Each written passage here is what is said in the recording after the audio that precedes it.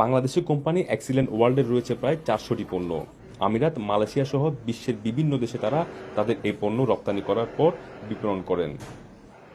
এমনকি আমিরাতে তারা নিজস্ব ফ্যাক্টরিতে প্রায় 80টি পণ্য উৎপাদন করে।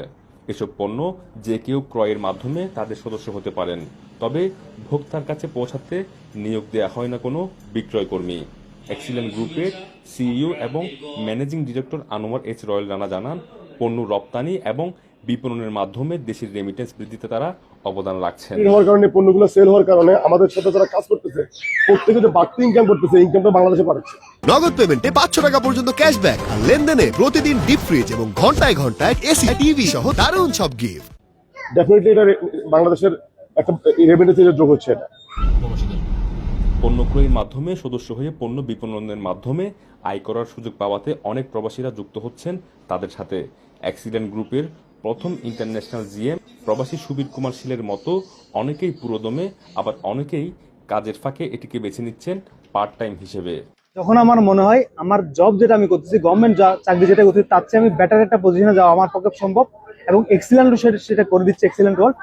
তো সেজন্য আমি আসলে ফুল টাইম এক্সিলেন্ট ওয়ার্ল্ডে কাজ করার সিদ্ধান্ত। এখানে ইনকাম আছে বিদায় আমি কাজ করতেছি, এবং ইনকামটাকে আমি হালাল মনে করি, যেহেতু এটা একটা ব্যবসা এবং এক্সিলেন্ট ওয়ার্ল্ডের পণ্য উপস্থিত হয়। ব্যবসা হওয়ার জন্য পণ্য কি দরকার, উপস্থিত হওয়া দরকার। এক্সিলেন্ট গ্রুপের ম্যানেজিং ডিরেক্টর সুমন চৌধুরী জানান, তাদের নির্দিষ্ট কিছু পদবি অর্জন করতে পারলে সদস্যদের উৎসাহ দেওয়ার জন্য দেয়া হয় সেলিব্রেশন।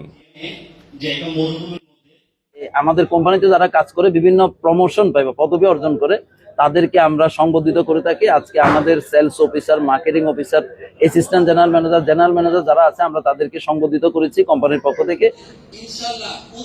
সম্প্রতি তেমনই এক সেলিব্রেশনের আয়োজন করা হয়েছে। মার্কেটিং অফিসার আল ইমরানের উপস্থাপনায় এই অনুষ্ঠানে উপস্থিত ছিলেন জিএম মঈনুদ্দিন, সুজন বড়ুয়া, দীপন দাশগুপ্তা, সজলকার সহ আরো অনেকেই। ইশতিয়াক আসিফ, চ্যানেল 24, সংযুক্ত আরব আমিরাত।